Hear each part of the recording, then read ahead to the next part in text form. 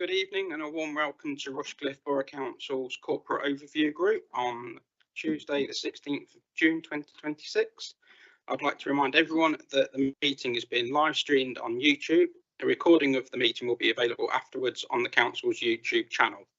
In addition, any other people may film, record, post on social media or blog from this meeting. The use of any such images or sound recordings is not under the Council's control. May I remind all councillors, please switch off your microphones when you're not speaking as well. Thank you. And also, just in case you got your phones on silent as well. I'd just like to firstly welcome two new councillors to the meeting, to the group, Councillor Brown and Councillor Bing. Welcome, as it's your first corporate overview group. And tonight we also have officers with us. We've got Charlotte Cavanagh, Assistant Director of Corporate Services and Intern MO, and Katie Brennett, Senior Finance Business Partner, and Sebastian Saw, Democratic Services Officer, to keep us all in check. So first item on the agenda, which is always as usual, apologies for absence, but there will be a change to the usual running order of what's been published. Is that usually we have has been published items 4, feedback from scrutiny group chairman, and item 5, feedback from lead officers. That often goes after our reports and before consideration of scrutiny group programmes.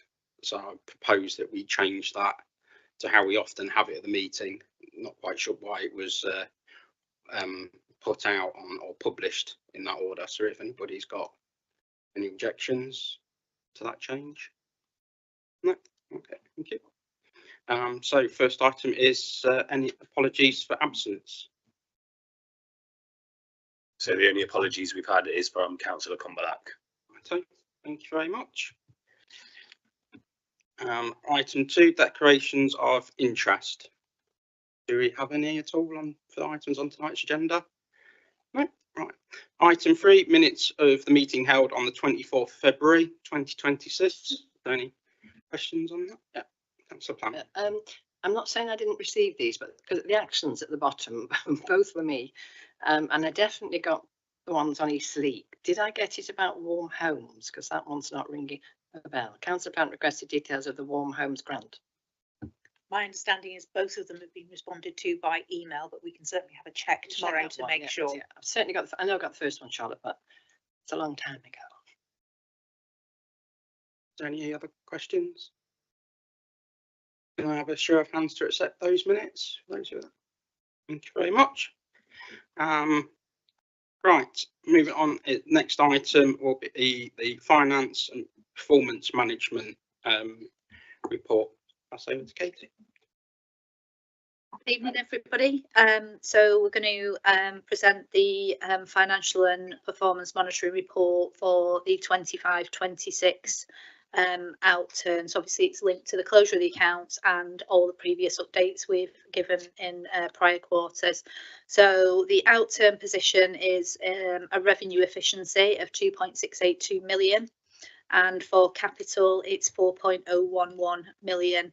In terms of the revenue efficiency position, those savings are being allocated for significant risks identified for 26-27.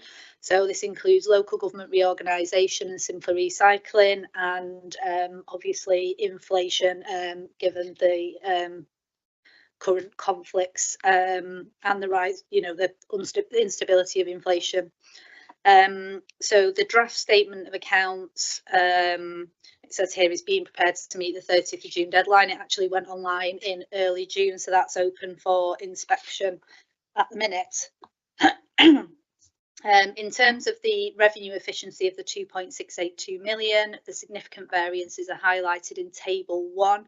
These mainly arise from investment income, unrequired contingency, and significant efficiencies in neighbourhoods and development and economic growth. Notably, this is refuse collection because housing development progressing slower, so we've not needed the refuse rounds yet. Further refining of the streetwise budgets following the insourcing, and additional income at Rushcliffe Oaks crematorium, and then obviously we get additional grant income throughout the year that we haven't budgeted for. Some of these efficiencies are offset by reduction in income, mainly planning appeals, and Appendix A details the proposals for carrying some of this budget forward for 26-27, and then also, as we mentioned, for earmarking some reserves for the pressures that we just discussed. So in terms of capital, 4.011 million. Again, significant variances are given in table 2, mainly 1.2 million for registered housing providers, and that was just a delay in that, but that will go through in 26-27, and then some other items listed there which will be carried forward for completion next year, or in this year now, should I say. The transformation and efficiency plan has overachieved, and I'll mention that shortly. Special expenses position is a surplus of 6.4k. This is mainly underspends on Keyworth and Cotgrave cemeteries. We set budget for responsive works, but this wasn't required, and then 3.4k relating to West Bridgeford. So we had additional income from football and tennis was the main reason for that. UK SPF and REP, so this is the 4th and final year, so we've got some funding there and we've utilised that to provide grants, undertake some capital works and for some events. We are able to extend this funding into September next year, so the remaining amount will be September 26, so the remaining amount will be spent by then. In terms of pressures, we've discussed these in previous meetings, so nothing much has changed there, and we have got reserves in place to protect against those. So I did just mention the transformation and efficiency plan. The main savings were coming from leisure contract renegotiations, increased garden waste charging and car park charging. So we have exceeded those, and as we mentioned before, there's been improved performance at Rushcliffe Oaks and Edwalton Golf Course that have helped to achieve that. There is detail in the report on specific reserves, and Appendix G shows appropriations to these, and Appendix A shows the ones that arise from the underspends. So in conclusion, basically the favourable variance comes from the planned efficiencies, additional income that we've had, and as mentioned, streetwise insourcing and gone dark and Rushcliffe Oaks have made significant contributions to these. There have been financial challenges. We've not needed to draw on reserves or externally borrow. There are some pressures going forwards, as we've mentioned, and obviously LGR is going to be the main focus of any transformation. I think it's over to Charlotte for performance area. Wonderful. Thank you very much. Good evening, everybody. So I'm picking up on performance monitoring from paragraphs 4.27 at the bottom of page 19, just in case you need to navigate around that report. It can be a bit of a beast. The position at the end of 25-26 is that 7 of the council's performance indicators have failed to reach their targets. Full details can be found in Appendix I of your report from page 42 onwards. The following few pages of the report actually detail the progress that's been made against delivering the council's strategic projects and priorities as detailed in the corporate strategy since the last report. I'm not going to go through them all in detail, but I would like to bring councillors' attention specifically to the following 3. The first being the planting of over 3,000 trees last year, contributing to biodiversity and carbon sequestration. Saying that without your teeth. With over 40,000 further trees and shrubs being planted in the early part of this year at Rushcliffe Woods and Wolds Woods. The extension of the simpler recycling scheme to collect additional dry recyclables in addition to household glass recycling, which was also introduced last year. The team are now working on the kitchen waste, so your scrap peelings and bits and bobs, which will come into force next year. And then finally, the lease of West Park to Nottinghamshire County Cricket Club, seeing the facility become a hub for community cricket, providing high quality facilities for the club's expanded player pathway enabling younger local players to progress towards a professional career. Although the report highlights 7 areas in which the council did not quite meet its targets this year, I find it very reassuring that despite the significant increase in workload that officers have seen over recent years as a result of the pandemic, followed by the cost of living crisis, the impact of conflict abroad, and more recently local government reorganisation, they remain committed to providing exceptional services for Rushcliffe residents, achieving their targets in the remaining 50 indicators. With the Chair's permission, I'm happy to open the floor up for any questions. Both Katie and I would be happy to answer. Any questions? Yep. Yeah, what were the major reasons that the 7 areas didn't meet their targets? What are the major reasons for that? Any one in particular, given that they are across the entire council? Was there one you were particularly concerned Well, about? is it because it's an unusual thing, isn't it, for Rushcliffe not to meet its targets? So is it LGR that's caused that, or is it? I wouldn't agree with the comment, the premise of the comment. We don't meet all 57 PIs every single year. There are always a small number where we do not hit anything. I do not think there's a comprehensive reason across the board why we haven't hit in those areas. So there's no one factor.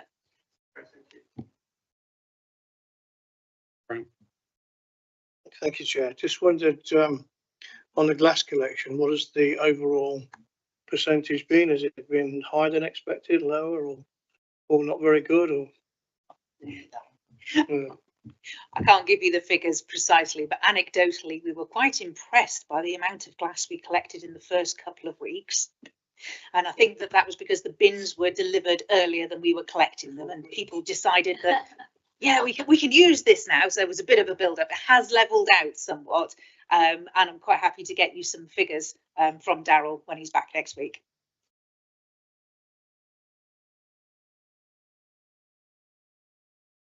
Oops, thank you. Yeah, no doubt. I mean, definitely both the revenue and the capital figures are very heartening in terms of obviously going into LGR, certainly.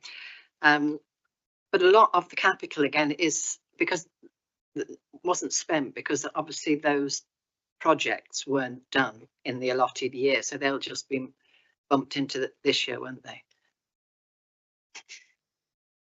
So yeah, apologies, I think I failed to mention that. So if you go to Appendix H, yeah, it literally details all of so it totals up to the 4.011 million.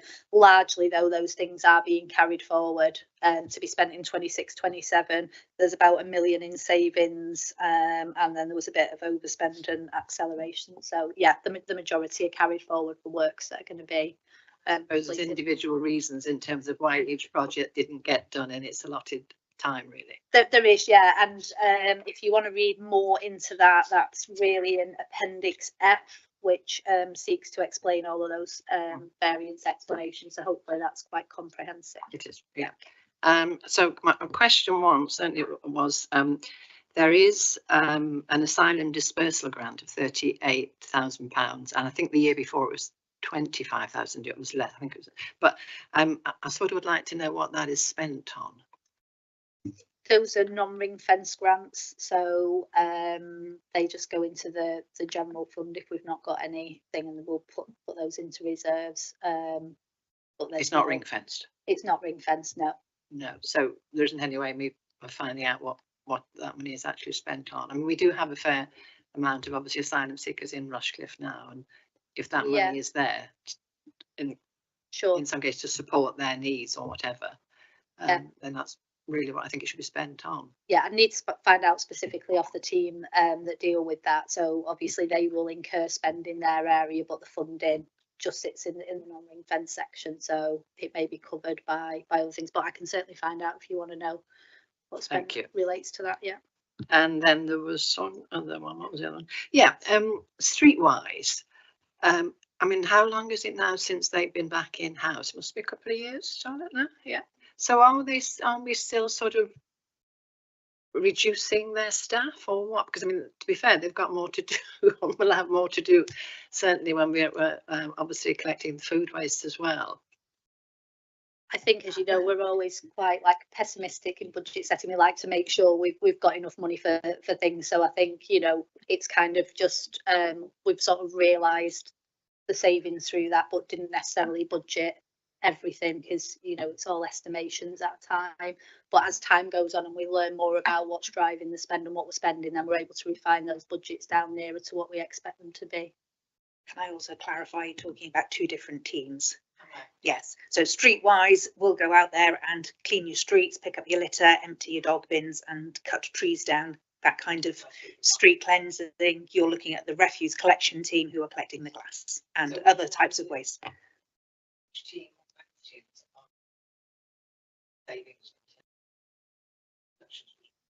Well, that's the question, Katie. It's the streetwise, basically. It's the streetwise budget. So obviously, when this was outsourced, we didn't have that knowledge of what everything was costing and what needed. So, you know, as things develop, we're learning more about those budgets and setting different budget.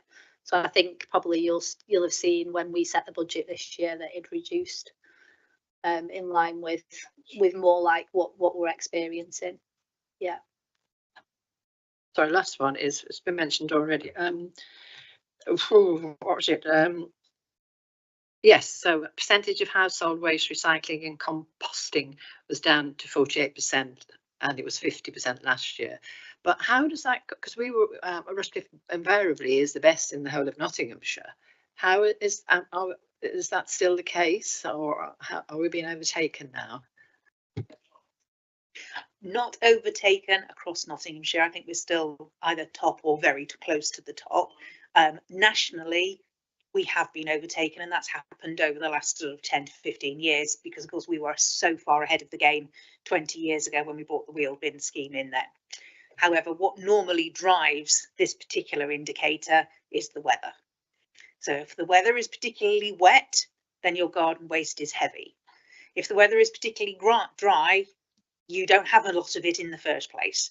So it's that, because it's a weight measure, it's a lot of it is based on the garden waste rather than anything else. It will change quite considerably as we move more things from the grey residual bins into recycling as well.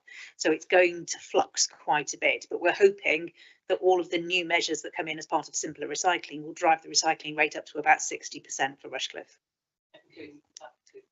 Yes.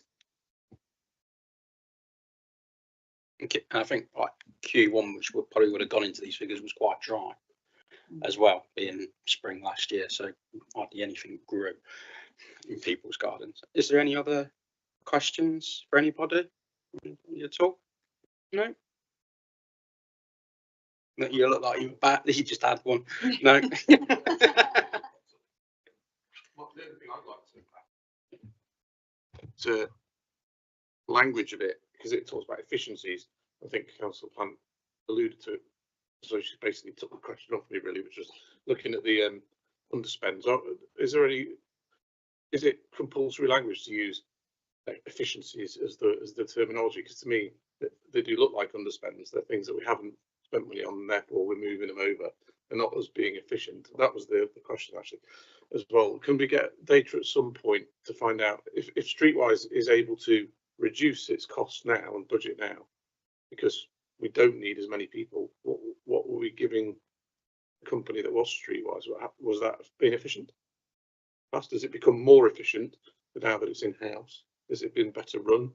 There's a way of finding that out, because I would have thought we can afford to reduce the amount of money it costs us. We were giving too much money before when it wasn't in-house. That makes sense. Yeah, I don't think the main savings are on people. There might be a little bit of that if posts are vacant or whatever, but I think that was the entire purpose of bringing Streetwise back in-house, was to make savings. So that's it's worked.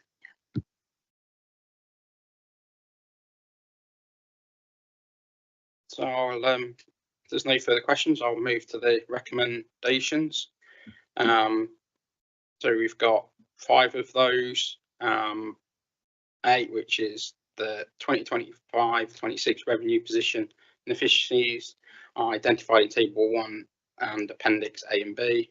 The changes that earmarked reserves set out in Appendix G, along with carry forwards and appropriation in reserves to in Appendix A. The profile position of capital and approvals. The capital approves the capital carry forwards outlined in Appendix D and F and summarised in Appendix H. To update on special expenses, outturn at paragraph 4.7 in Appendix C, and finally performance expectation detailed in paragraphs 4.25 to 4.28 to judge whether any further scrutiny is required, which we haven't come up with any of those. Can I have a show of hands that we're happy with those recommendations? Thank you very much. Oh, thank you. Right, moving on to item 7, which is the diversity annual report and update on the equality and diversity strategy. Thank you very much. Thank you very much, Chair. Now, for those people who've been on this group for a number of years, you would normally expect to see Catherine Evans here in her capacity as chair of our internal steering group for equality, diversity and inclusion, but of course she's left. And the new person taken over that place is actually Shazza Brennan, who's picking it up from now on. But I was part of that group, so got nominated to come and talk to you this evening about what we've been doing over the last 12 months. So the report that you have in front of you reflects back on the actions the council has taken over the last year in the delivery of the Equality, Diversity and Inclusion Scheme Action Plan, and as always compares the internal demographic data for staff, for councillors, against that of the borough and also in the region and nationally. It also presents a summary of the council's plans in respect of equality, diversity and inclusion for the next 12 months. So I will bring your attention to section 4 of the report starting on page 53, which presents the demographic data under a number of key criteria such as ethnicity, age, disability, gender and sex. There has been little change in this area. Of course, our staff body is relatively stable. And of course, we only ever go back to the last ONS census. So for every year for the next 6-7 years, we'll be looking back at the same information. So there's relatively little change there. The one point I did want to draw your attention to is that candidates applying for jobs at Rushcliffe have increased significantly. It can be a massive task these days to go through those applicants. The demographic data for those is also collected to ensure our recruitment processes are fair and accessible to all.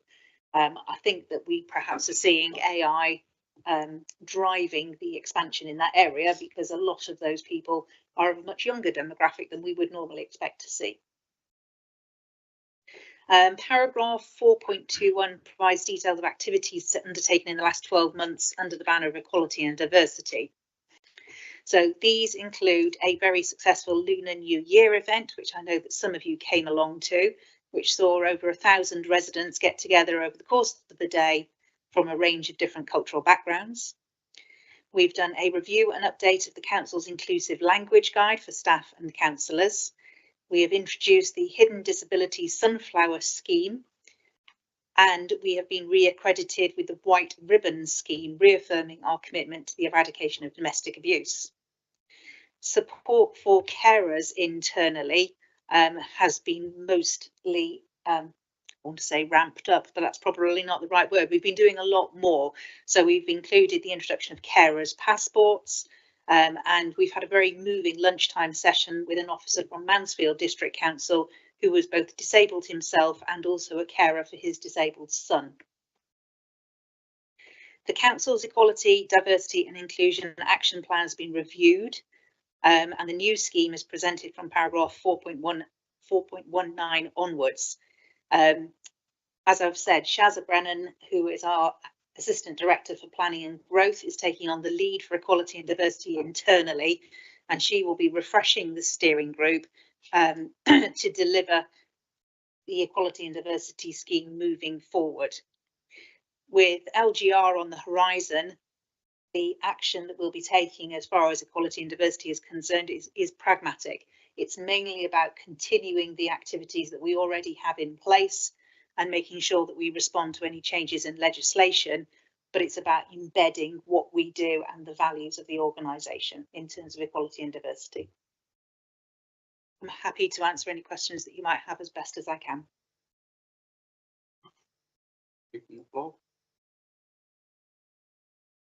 I had one minor one, Charlotte. When you said that the number of applications is increasing, is the radius from which they're coming increasing? Yes, I spoke to one such candidate today who wanted to know how many times they had to come to the office because they were living in London.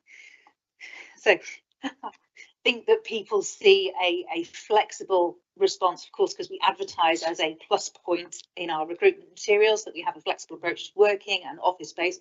We're very clear, you do have to be in the office at least 2 days a week. That's the minimum that we have. But if you are coming from further away, actually coming up for 48 hours, if you can string those 2 days together, is actually quite an effective way of working.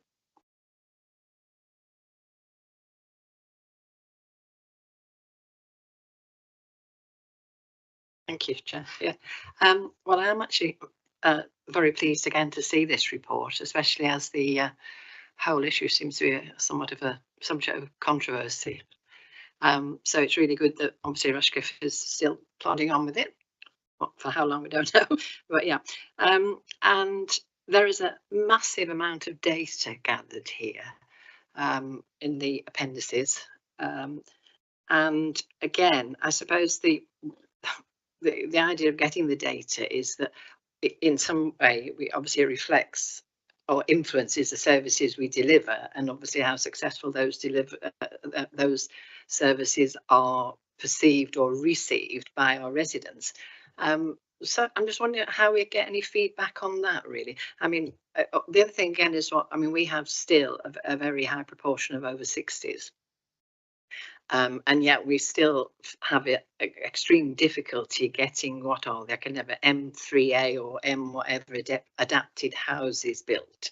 And that doesn't seem to be improving. And yes, obviously the need within Rushcliffe is greater than it would be in other areas. So, you know, we have that data, we know that's a fact, and it's sort of how that can be fed in and influence, and how we get back from residents, whether we are in many ways anyways always delivering what it is that they need. So it's that correlation between the data and the services that I'm interested in.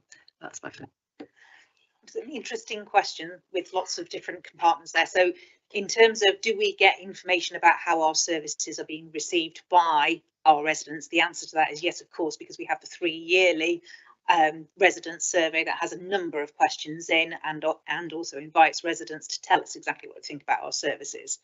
That would be our primary way. What we don't do now that we did used to do, people need to move around more this evening to keep the lights on, clearly. No, it's an efficiency saving. Of course, we used to, when the resident survey was a national benchmarkable survey, we used to collect an awful lot of demographic data alongside that. So you could actually say, well, residents who are in this particular age group or this particular gender have this particular view, and is it different from anybody else? We don't do that anymore because it's not, we don't analyse the data in that way. We're not data driven in the way that perhaps we used to be. But what we do tend to use is different service areas will use data that's produced by a system called Mosaic that will actually use the demographic data and the data that we plug into it to help them inform decisions, such as the work that the local plans or the planning policy team do on the local plans and the land allocation and such like. But it can be quite a big task.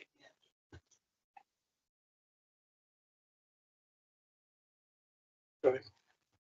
This touched on the amount of data that's been collected. It's interesting to know how accurate that data is, because we send out annual surveys and you've got the whatever it's called, that the government do. But that census, that's correct, thanks. That information is only correct, or 100% of it, if you get 100% reply. There's no way you're going to get 100% reply. So those figures are based on whatever percentage of replies you get. So how accurate is it? You know, when you say 97% is this, that could be 97% of 50%. Yes. So However, so how accurate are those figures in your opinion? The figures themselves are only as accurate as the data that people give us. This is true. However, if you go and talk to anybody who knows anything about statistics, you have things called confidence intervals. So it's a very long conversation. You would need a pint to go through it, but a pint, yes, to get through it with a statistician. Essentially, it means that the larger number of responses that you get back, once you get past a certain point, you can be quite confident that regardless of how big or small your data sample is, you're getting the answer that you would get if you were talking to 100% of the people. So probably not explained in the way a statistician was, but have a Google, see what AI gives you on confidence intervals.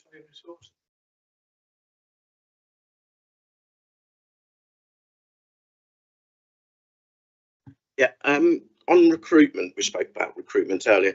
Do we have targets for certain demographic groups, or is it done on meritocracy? Or do we recruit on meritocracy or targets? We recruit the best candidate for the job regardless of anything else. We don't have targets for any particular groups now. There's a section on Appendix F about support for local businesses, and the work that's being done there. And from what I can see on the report, it's hasn't got anything. So I was just wondering, is there anything that is going, or is it that what has been done in previous years has now dropped off? No, I did question that of my colleagues when you raised it, Councillor Williams, so thank you for giving me the heads up on that one, because the answer is there are no specific activities planned for local businesses at this stage, and that bit should have been taken out of the draft. Very quick question on the recruitment. Do you review applications blind? Yes, we do.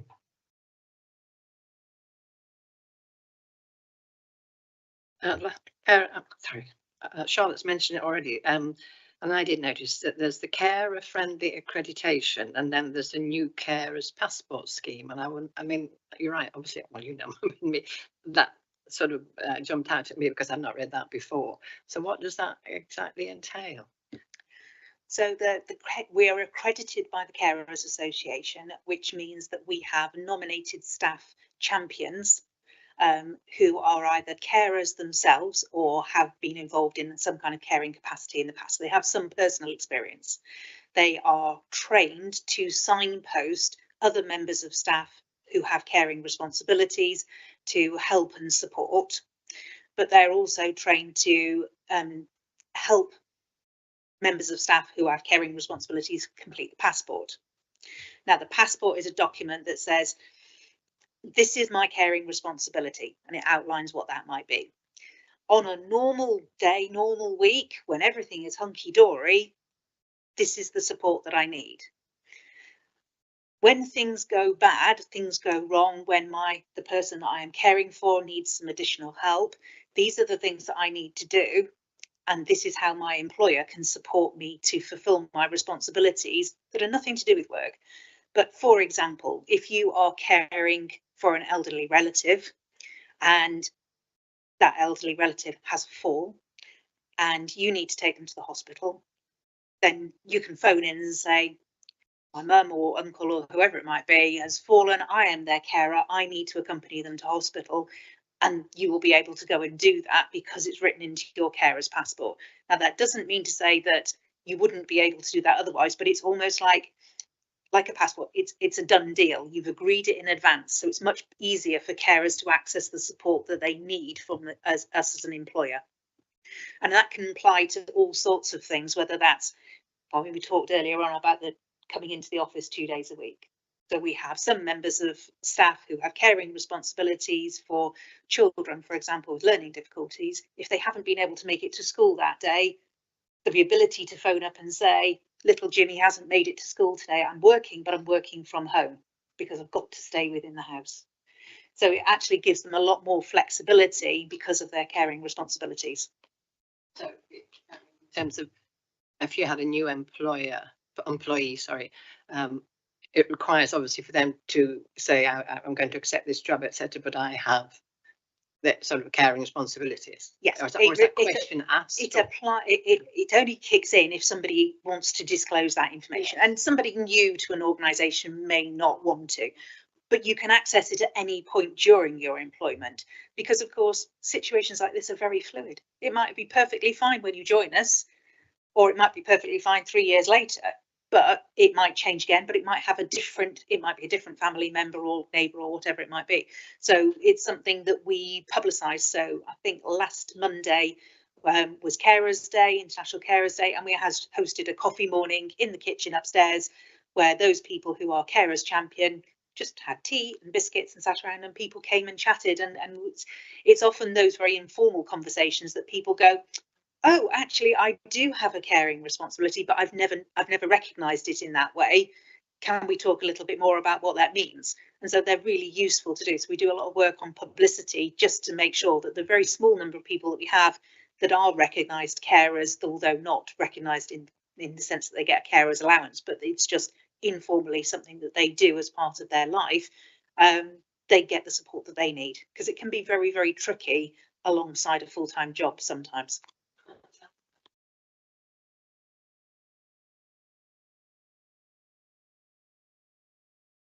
Just when I was looking through some of the data, and like with recruitment and the same with staff and that,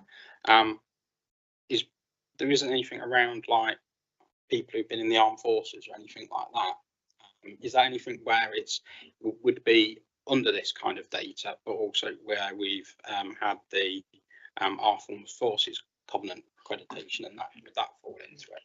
We do have all of that in place, but it doesn't fall under this scheme. So we have the Armed Forces Covenant. We ask people when they apply for positions with us if they've got a career past history with the Armed Forces. We even ask people if they've got family members that are part of that. So we do provide that support and access, but it doesn't necessarily fall as part of this scheme.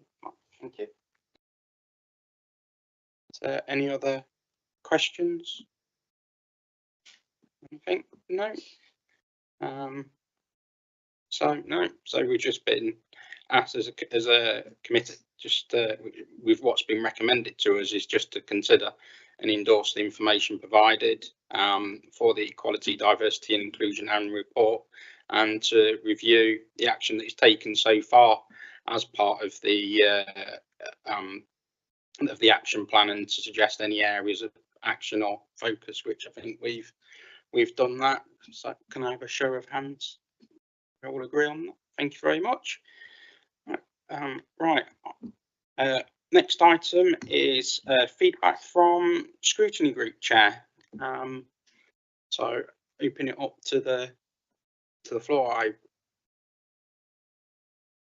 Have you had any meetings? You haven't had one yet, have you? Have you had since? No, fair enough. Yeah, that was it, isn't it? The first one. Really need to arrange this meeting after we've had the meeting. Yeah. I think I said the same last year as well. I'll have a look back on the YouTube footage. Yeah, that's a good point. The vice chair. Yeah. It'd be nice to be told in advance. I can't remember 3 months ago. No, I know. Yes, it was the carbon management plan and the West Bridgeford Contact Centre. I will talk a bit about the contact centre. That was interesting because it was the changeover from when it used to be on Gordon Road, obviously a walk-in, and then it went to a shared spot within the library.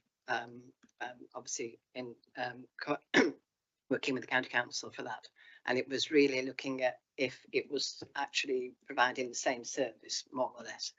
And committee members went on a visit beforehand. I didn't, because it's in my ward and I've been many times. I think it was mentioned at the time, but I'll mention it again, because at the parish and town council, the staff from the contact centre came, I don't know if you were there, but it was really, I mean, everybody said in terms of, yes, it's a completely different environment to what they're working in, but the knowledge of the staff and the interpersonal relationships that they had with everybody were absolutely 100%. So it was really, that was really good. And also the issue was that mainly people are using phone, email or whatever in terms of contact and requests, because the numbers are not what they were pre-COVID, but that's because things have changed since COVID. So that was pretty good.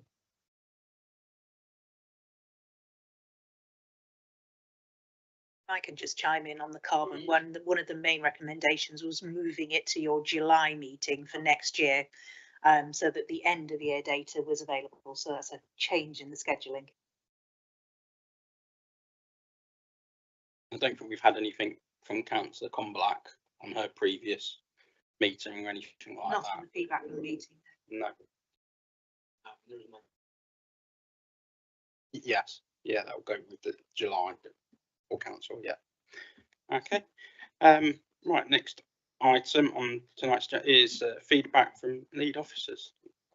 I have nothing exciting to say this evening. Sorry.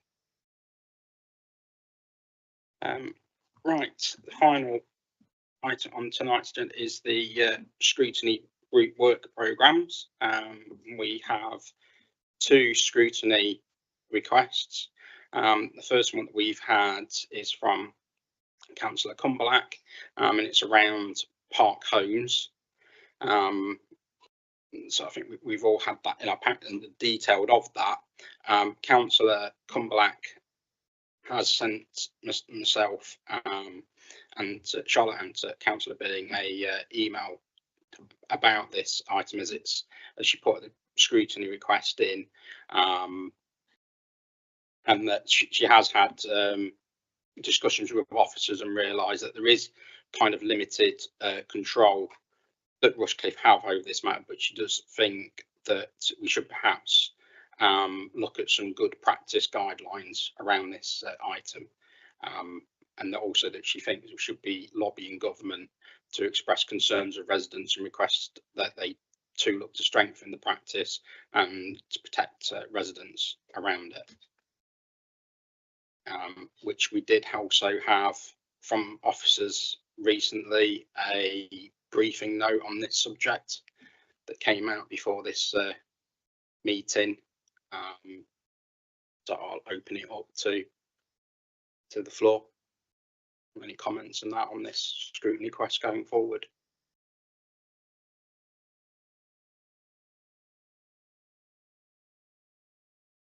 Yeah, go ahead. I would like to apologise to Councillor Comblack, but she's not here. Officers believe that they had Councillor Comblack's agreement to the briefing note during the discussions about the scrutiny request. I understand that she wasn't very pleased that the briefing note was circulated before this discussion took place. However, officers' recommendation, both informally during those discussions and through the briefing note, is it's a really complex issue over which we have very little control, as the chair's just said. But the other side of it is that there's national consultation going on at the moment that hopefully will start to address some of the issues that Councillor Comblack has raised through the scrutiny request, which means that the problems will be addressed at the national level, which makes it a lot easier for us to enforce those locally rather than us coming up with our own guidelines and such like. So I think for the moment, from an officer's point of view, this is very much a put a pin in it and potentially come back to it in the future when we know what's going on nationally. We understand the concerns. We do work on it internally within the bounds that we are able to do so. Thank you.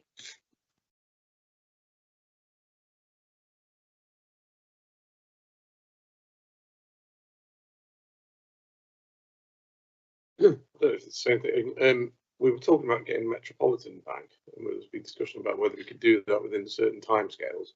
Have we gone any closer to that, and to actually bringing them back to speak to us because of the problems we've been having with some of their residents, but also other housing groups that are causing concerns? Can we start to address getting those into the building as well? We need to do in that respect.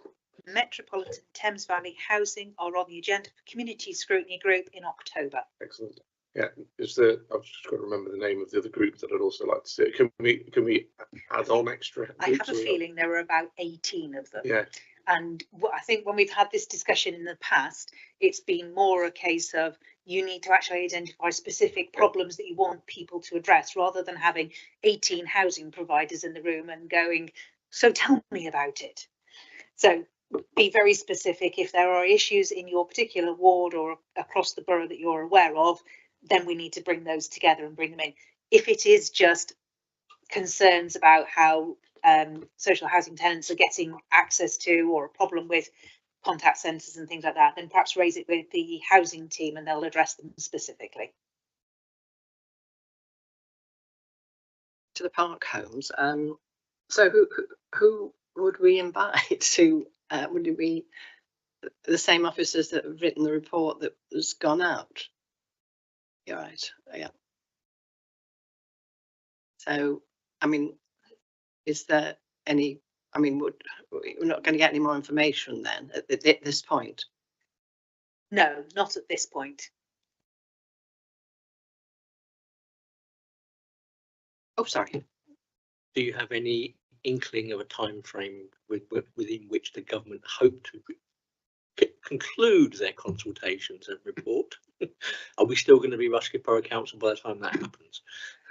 Your guess is as good as mine. This is the kind of problem, is that if they're scrutinising nationally, if we were to scrutinise it now, it could then change after that consultation. So maybe it is to scrutinise it once that's then taken place, and what that impact would be, and then what powers the council would have. So would our recommendation be that we park this and bring it back, hopefully, while we still can, when sufficient information is available nationally? I think what we tend to do with these overall is we say it isn't a suitable item for scrutiny at this point in time. And then, of course, because somebody somewhere has brought it forward, they can keep that in their filing drawer and say, actually, I'm going to bring it again. I still think it's an issue. I think we just need to be mindful of resources, and scrutinising something over which we have so little control. You will get to the end of the scrutiny and be frustrated because you're not able to affect any change. And that must be very frustrating for you as councillors when that happens, because that ultimately is what scrutiny is about bringing about change locally. So am I right in assuming that you collectively as officers will keep a watching brief on this, and if things change, I was going to say materially, to such an extent that it actually we can actually do something, that you will alert us so we can bring it back quickly? Yes, as well as councillors bringing forward scrutiny requests, officers can do the same. So now we know this is an area of concern. Yes, of course, we'll keep an eye on it, and if we're in that position, bring it forward.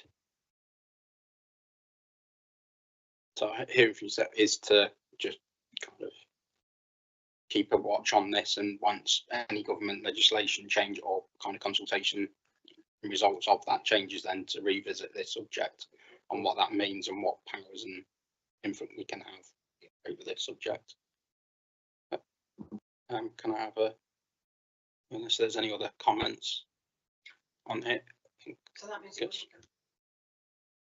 you think that you can bring something back within 2 years? That's not no more. No. We didn't make it up. It was in the Constitution. You're not. No. It did exist. It no longer does. So can have a show of hands. Thank you very much.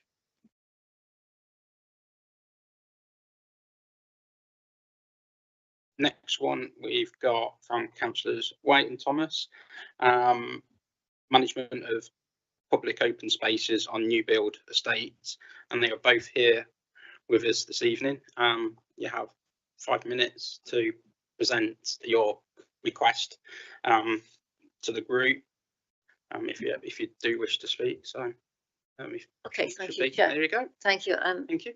Councillor Wade, we'll come in later, seeing how we get on really. So you're all aware of this issue. It's been brought before, and it's been mentioned lots of times before, the unjust issue of how management of public open spaces is charged to the residents, and it just gets worse and worse. The longer we go on with it, the worse and worse it gets. It's still causing huge amounts of stress to residents and worry, and as we go on, more and more issues are being uncovered really. So this is a request to bring it back to look at what we the actions that the council decided to take in 24-25, see if those have been done, and to assess the impact of those actions, and then to look at other things that have come up since then. So there's, for instance, we've discovered that on some estates, the number of houses on the estate, the bill isn't divided by the number of houses on the estate, it's divided by the number of houses in private ownership, so that the people who bought their own homes are subsidising the affordable housing. On other estates, the registered provider will be meeting that charge. So it's another unfair thing. We've realised that in Fareham, for instance, people are going to have to pay for their public facilities, the town infrastructure, if you like, the community infrastructure, in a way that in everywhere else in Rushcliffe, it's paid for by Rushcliffe or by the parishes, and they will have a parish council charge as well. So they will have two levels of management charges, one for the estate, one for Fareham, and they will have a parish council charge as well as their Rushcliffe charge. So, you know, that's another thing that's coming to light. And the other thing that's a thing that's becoming increasingly more obvious is concern about the drainage ponds and the adoption of those and the processes for adopting them. Our MP's been involved. Leslie and I went up to London to give evidence to a parliamentary select committee. Residents have now started forming associations to work with the site management and to challenge their bills. There's cross-party, at government level, there's cross-party acknowledgement that there's an issue on this. Government claim to be tackling it through the leasehold legislation, but it's very questionable as to whether this issue is being tackled through that legislation. And there's a whole area of understanding there that Rushcliffe needs to have, really. So this is really to look at the situation, how it's developing, and to see if there are any other actions that we could take as Rushcliffe to empower residents who are caught in this situation, and to minimise the issues going forward with new estates. There are going to be more and more new housing estates in Rushcliffe, Nottinghamshire, everywhere in the country, and people are all going to be caught in this situation. So we've put some suggestions here of witnesses that could be called to shed some light on things. And then the last section here is the outcomes that we think could come out of this scrutiny item. So, and you may say, well, local government reorganisation is coming along, we should leave it till after that. But actually, we need to know what other councils that we could or will be combined with are doing about this. And there's a real chance here, actually, for Rushcliffe to lead the way and to develop good practice that spreads across whatever unitary we're part of. And it would be a wonderful legacy for Rushcliffe if that could happen, really. So I'll pass over to see if Leslie's got anything else to add. Thank you. One thing I think I keep repeating is the definition of public open space. This isn't about public open space only. And this is what's sold to the people who buy on these estates. They think it's going to be a bit of mowing of a field, a bit of trimming of a hedge, and maybe pruning of a tree. But it isn't just about that. It's about the infrastructure. It's about the suds. It's about the sewerage systems. It's about the roads. It's about the playgrounds and much more. So this public open space charge is not what it says on the tin. Going back to what Caris was saying about Fareham, there is the overall charge for the main open space, main facilities. But each of the individual sections on there are going to be allowed to put another charge on. So what started as one charge is now developing into multiple charges on some of these newer estates. So this problem isn't going away, it's in fact growing, which is making it worse and worse. The impetus or the effect on people who own their own homes, and this is where the leasehold thing falls apart, because these are not leaseholders, they're freeholders. They've bought their house outright or with a mortgage. And the impact on that, it means that they're paying for other people who use the facilities, not just the general public, which is a complaint of theirs, which I completely understand. but the people who actually live on their estate, they're having to pay for that. And we've had examples of things that I, for one, have been concerned about right from when I started looking at this over 8 years ago. Recently, somebody had their sewers collapse, and they live at the end of a cul-de-sac. And they went to the developers who said it was nothing to do with them. They went to Severn Trent who said it was nothing to do with them. They went to the management company who said it was nothing to do with them. And they ended up having to pay themselves to repair this. Now, this is the sort of thing that if it happened in my street, I'm paying into the system, therefore somebody comes along and repairs it. They're already paying into that system, but somebody doesn't come along and repair it. The whole thing is completely unjust. And as Karen says, we have the opportunity here to lead the way, to show what can be done and how it should be done. One of the things that came up at one of the previous scrutiny meetings was that we were given a ballpark figure of how to, sorry, am I running out of time? Of how much it would cost to adopt Fareham. We asked for a breakdown of that, and as far as I'm aware, that hasn't come through anywhere. And it would maybe it would cost that to adopt the whole of Fareham, but not Rushcliffe wouldn't adopt the whole of Fareham.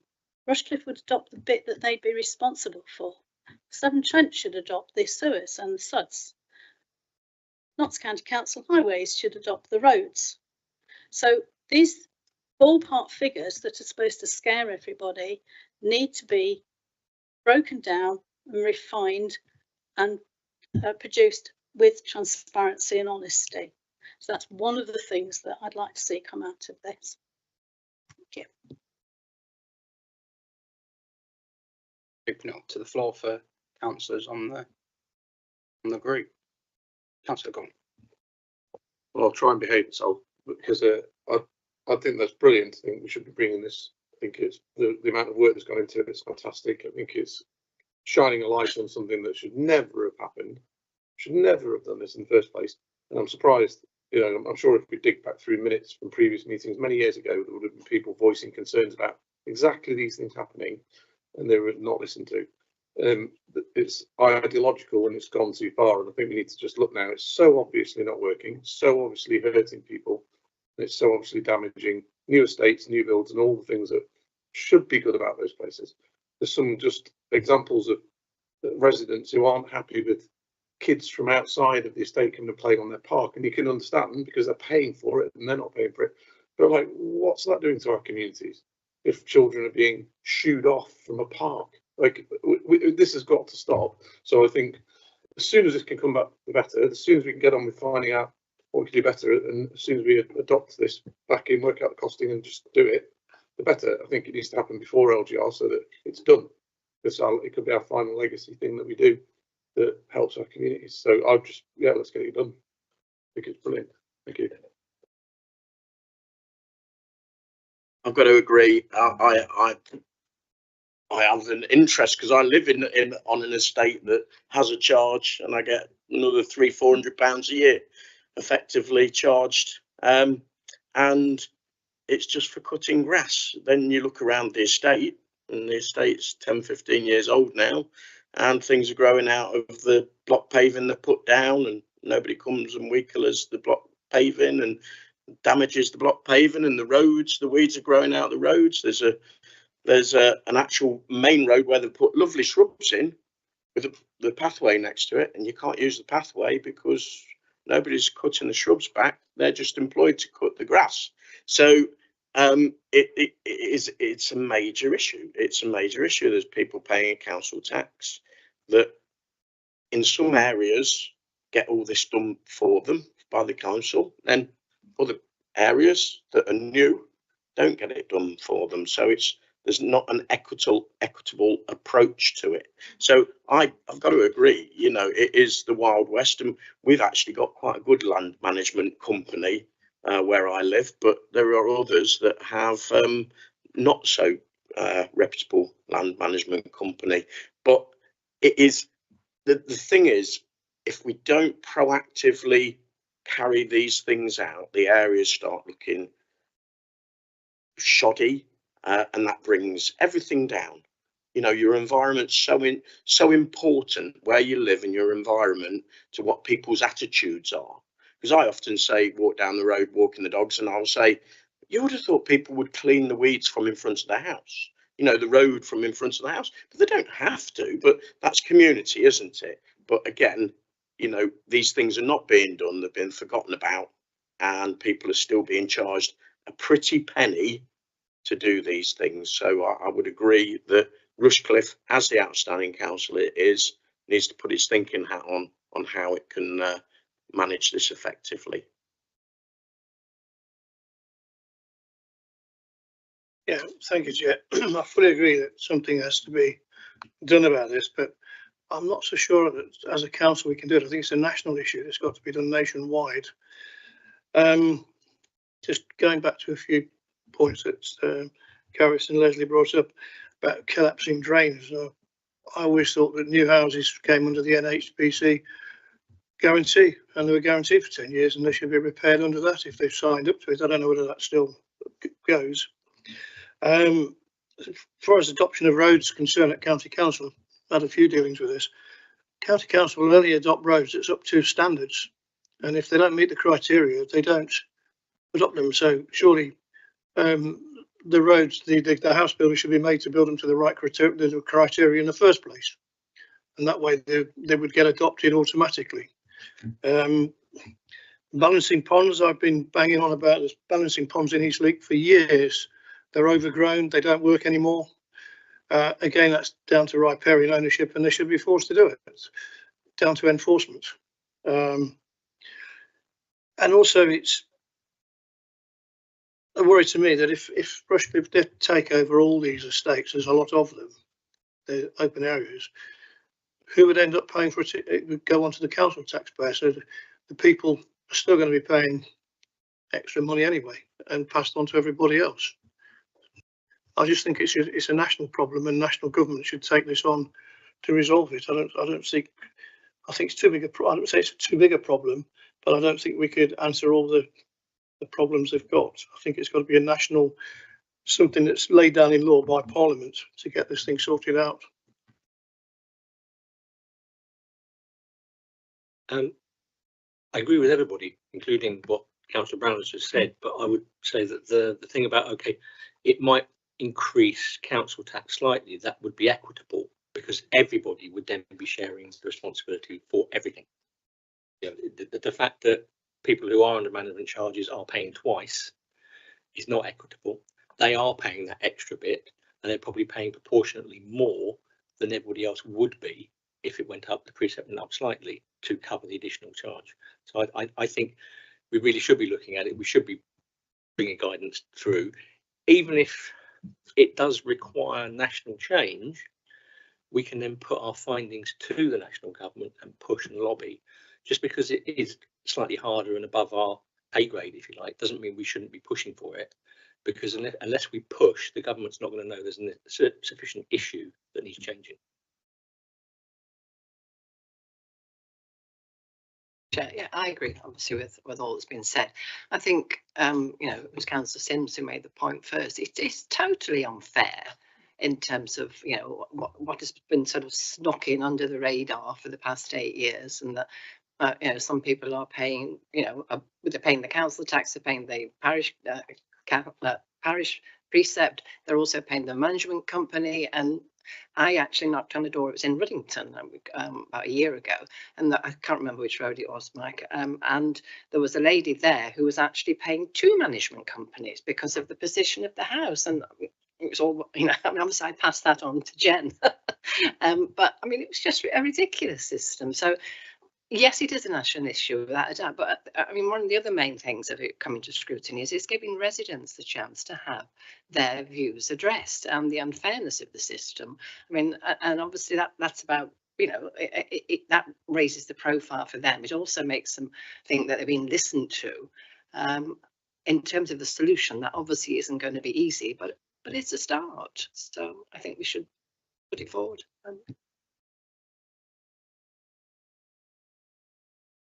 Sam, obviously I've come with the officer's point of view to put forward. but I would like to say before I actually give that, that one, I would like to applaud Councillors Way and Thomas for passion and tenacity, because this item has been through scrutiny 4 times already. There's no stopping them. They've been down to London, they've passed on their views, there have been papers that they come back time and time again, banging the drum for residents on these estates because they feel so passionately about it. The difficulties are that nothing materially has changed locally or nationally that would give us anything more to scrutinise that hasn't already been scrutinised. And to pick up on Councillor Plant's point just then, yes, residents would be heard. The expectation is that when you're heard, something changes, and we are not in a position to do anything about that. It is not within our power to change this. And I would refer you all back to the Cabinet report from last year, which really considered all of these things after 4 lots of scrutiny and decided that actually what they could do was lobby central government, which has happened. They can participate, they can keep working on the subject internally. Now, there is national consultation about this particular subject. Councillor Thomas said very clearly that we do seem to be making some inroads. There is cross-party support at national level that something does need to change. But until that has been through the process, until those changes, as Councillor Brown has pointed out, are made, we are still sitting here listening to residents about the poor situations that they're in, completely with our hands tied because there's very little that we can do about it. I've seen a draft of a briefing note which updates you on all of the different items that have been through scrutiny previously that I know officers are in the process of finalising.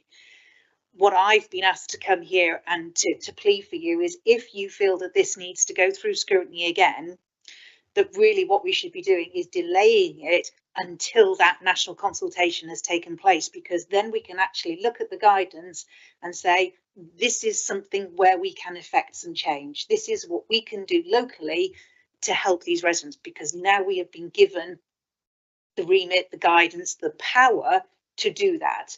Because at the moment, we're a very small council battling against some very big homeowners, land owners, big building companies. It's not a great situation, we accept. However, what we can do about it is very limited, as has been discussed over and over again. And like I say, whilst I applaud the passion and tenacity, it must be extremely frustrating to keep banging your head against the wall and not getting anywhere. It's not that you're not being heard. It's not that we don't think that this is something worth discussing over and over again. However, there is very, very little we can do at this point in time. So our recommendation really would be, great, we applaud your tenacity. However, it needs to come back at a much later date after the national consultation has happened, where we can see where the changes need to be made and how we're going to do that. Yeah, I had my idealistic head on earlier, putting my pragmatic head on. Often well, most of the time, the land is gifted to the company that's carrying out the maintenance. So the playgrounds are gifted, the open spaces are gifted, or it stays within a third-party landowner, and the people in the houses are responsible for maintaining somebody else's land, effectively, legally. So it would take an act of parliament to actually get hold of the land, for the councils to get hold of the land off of these landowners, for that to take place. I don't see how legally we could, we could get hold of somebody else's land. We'd have to do a compulsory purchase on it, and I don't know how much that would cost, even the compulsory purchase. So with the pragmatic head on, it does need the Westminster government to legislate to protect people, really, before and then say to the councils, you've got to do it, you've got to maintain these lands, and then it's down to the councils to implement it. That's as far as I see it. I'd love it to happen, because like I say, I experience it myself. I have a premium on my council tax, which is already very high, being paid, but that's you pays your money, you takes your chances, don't you? And I bought the house, and that's all there is to it really at the moment. So I don't see how we could do it. And talking about it in Rushcliffe, it's been talked about. I don't know how we could do it. We'd have to get legal advice to see if we could do it. But that's where I am at the moment. Thank you. Yeah, one is a question to go to Charlotte, which is my question from the previous scrutiny issue, which was how long are we going to be waiting for that to come back? The thing about are we actually going to be in existence when that comes back? But I'd like to refer to the actual scrutiny matrix where it says the action plan for 24-25 included and then lists 5 items. Okay, produce an SPD, develop a good practice guide, invite management companies to growth boards, facilitate meetings between residents groups and management companies, and make contact with agencies, particularly around SUDs. Has that happened? If not, surely that's what we should be taking forward, because although we might be able to change legislation, we can bring people but we need to bring them to the table and nail their feet to the ground, basically, not just, oh, come and tell us about it and then waffle on for half an hour. They need to come forward with a specific purpose, which is, okay, here is an issue on one of your development, one of your estates that you're looking after. What are you doing about it? If we shine the light on it and get publicity for it, then we move the agenda forward. Yeah, if every borough council was doing the little bits that we can do, it adds up to quite a bit, and government will take notice. If we sit back and go, well, we can't because it's difficult, again, nothing, the dial doesn't move. Yeah, the only way we're going to move it is by doing a little bit. And I agree with David. We need to be pragmatic of what we can realistically do as a council. But what we can do is facilitate and nudge. That's where our power comes. That would be great in the idealistic world as I see it. But in the world of business, if the council says, come and talk to us about your land that you maintain, the business can tell us to go. We've got no powers to summons them to a committee, and the likelihood of a land management company saying, yeah, I'll come along is highly unlikely. I know as a businessman myself, I'd be going, why do I need to waste my time doing this? So, you know, there would be all sorts of issues, and there is lots and lots of land management companies that we'd have to scrutinise, and I don't see how. I don't know. I would support you. I wish I had a magic wand that I could say, yeah, get to the. But I'm not sure whether we've got that power to summons people to council. Yeah, thanks. I agree with what Councillor Sims is saying. I think if you did invite a management company in to scrutinise them, they would do the same as when they're approaching local people to build things in their area. They'd send the most junior people they've got to put them in the firing line, if you like, who wouldn't be able to make any decisions whatsoever and just waste people's time. That's happened before many times. I'm happy to come in on the specific question that Councillor Billing asked, which is, have we made any progress on these? Yes, the draft briefing note that I have read addresses a lot of these points and brings councillors up to date with actions that have been taken and areas where we have been successful in these areas. So I have a feeling that'll be out before the end of the week.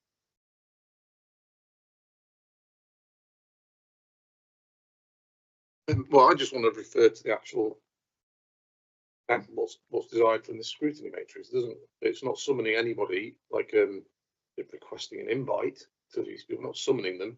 You can only really summon councillors to official council meetings, can't you?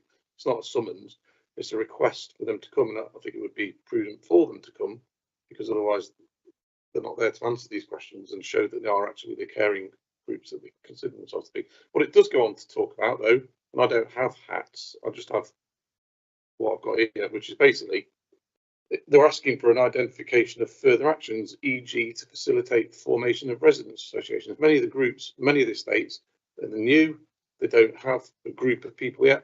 Those that have formed around some issue that they're dealing with and have grown quite strong, such as in Ruddington, there's groups that were fighting around the noise from local kennels and things like that. They've organised in that way around things, but most of them haven't got any form of organisation yet. So I think the council can help to facilitate that. That's one of the things it's asking for. It's just asking us to look at relevant legislation changes that have already happened or could be coming. The review of the effectiveness of the things we've done to date. It talks about consideration of adoption of public open spaces on estates in the context of habitat preservation. It's just asking us to do things and gather information and to take it to the next level. And I don't see what the problem is bringing that back to scrutiny to see where we're at every single time. There's nothing in here that we can't do. I don't think aligning policy and practice with other local councils, just reaching out, finding out what they have and what they do. I think this should come. I'm going to be voting for it because we keep saying we want to do something about this. Okay, we can't change the national law. Luckily, some people in here might think it's good that we have a government right now that are listening compared to ones that we've said haven't been. So there is hope. Our MP is pushing for it. We've been down, the members have been down to Parliament already, and I'm sure they'll go again. So why aren't we doing it? We're just doing our bit. So let's just bring them in, invite them into the room, look at all these things we could do. Good, let's do it. Thank you. Do we have any other anything? No. No, I can agree with both sides of it, and I thank councillors White and Thomas for bringing this item back. My personal is that we have it keeps coming back and everything like that, which is totally acceptable because of the nature of it. I think everybody's got these kind of estates on their patches or know of them. Certainly where the ward that I represent has got a fairly large one as well. But like with Councillor Sims said, it is kind of pragmatic is what's happening nationally, and it is like that kind of huge national issue. And I think until kind of that position changes, we have scrutinised all the stuff that we've done and keep going. And we've got, and it's gone with Cabinet, and Cabinet have wrote to the government expressing it, and the leader has written as well.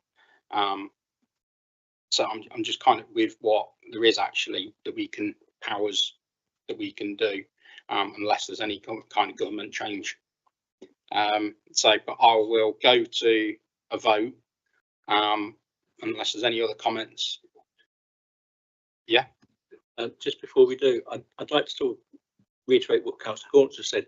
What the outcomes that are seeking here are not major changes to legislation or anything, and that they are the small things that we can do. They may not achieve a great amount nationally, but it's looking at what we can do. Yeah, what can we do? What can we reconsider? Where can we engage? How can we help people achieve things? That's the outcome here. It's not looking for major shift in policy, government, or wherever else. It's small, local things that we can do that actually I would consider they are achievable, and they will actually help people. And if we just help people a little bit, we're helping them. If we sit back and do nothing, we're not helping them, in which case I would ask, why are we here?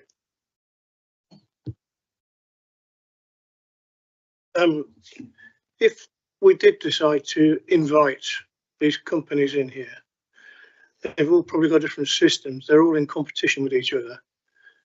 I don't think they would want to discuss their systems. It would be, what's the word? When two companies are in competition with each other, sorry, commercially sensitive. Yeah. So if it's be, I don't think they would all accept an invitation to come as one. And if we, how many of them is there? About 10? No idea. There's a lot of them. How many of them are there, Karis? Do we know? I don't know how many there are. And they would be invited, and they would come if they wanted to come. Yeah, but I can't see them all coming together because of commercial interest. Yeah. So I'm not so sure, but yeah, individually maybe, but as a whole, I don't think they'd accept it because of commercial interest. That's they might do, but I don't know. If I may, Chair, I just come back to the actual matrix, and it actually says, what outcomes are you seeking from the scrutiny? That's what they're looking for, and that's what we should be addressing. And it doesn't actually say in there bring the management companies to the table. It's about considering our current policy. It's about engaging with town and parishes, etc., and adoption of open spaces on estates in the context of habitat preservation. So it's not necessarily all of the open spaces. It would be individual parts that align with Rushcliffe Borough Council's core policies and principles. So I would say, yes, we wouldn't get probably all the management charges companies to come. Well, that's on them. But everything else in there is doable. I do appreciate that with LGR coming down the line, it's going to be tight on officers' time, etc. But it is doable, and as Councillor said, it is a great legacy to leave, in which we're doing something to the last minute for our residents, not just giving up because it's difficult.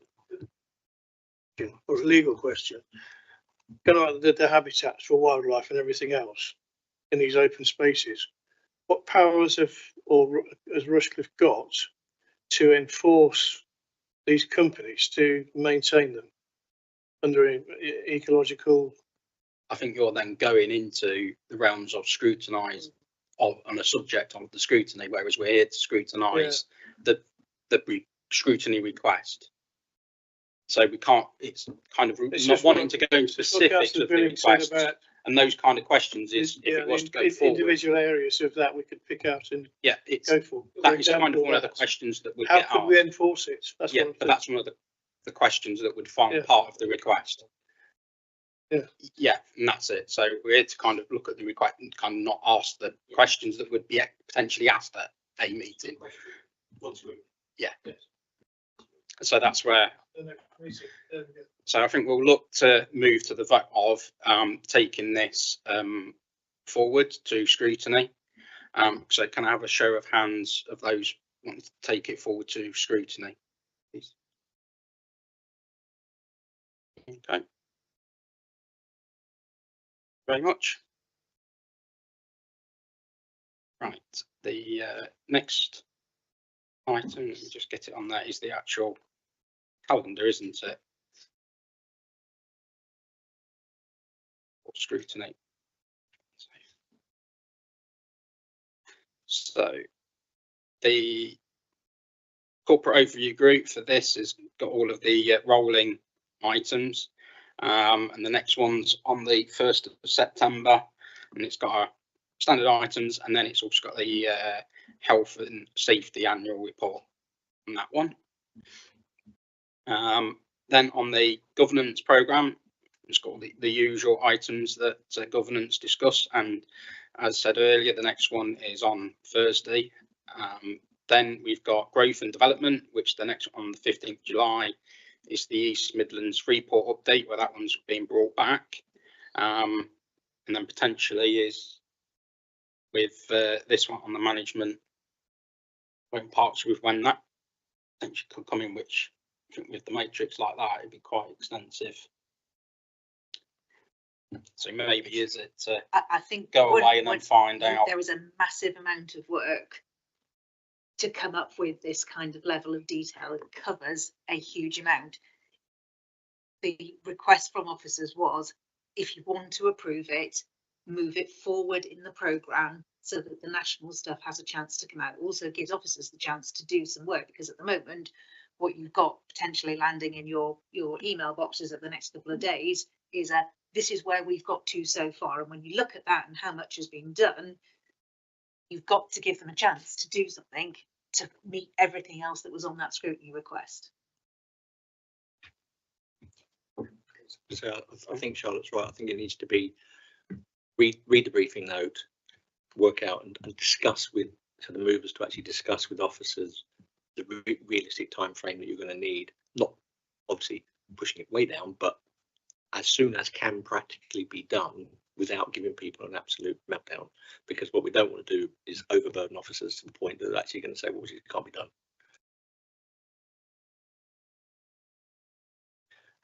January, March. I don't think it's an October one. I'd love it to be, but I think realistically it's going to be January. I don't think you're going to get it with October this year because of the level of detail. Yeah, that's what I'm saying. Of it. Yeah, I'm thinking January. And I think it's then, because we've got July, it would then be that we're going into the next cycle. So it could always be a proposal of when that could come back at the next this next meeting. one shot that's gone away to officers and to actually Yeah. find out Should we- what should the we- possibilities are of So coming we, back so we consider the time frame again at the next one. at the next COG meeting. Yeah, I think that's acceptable. Would be acceptable.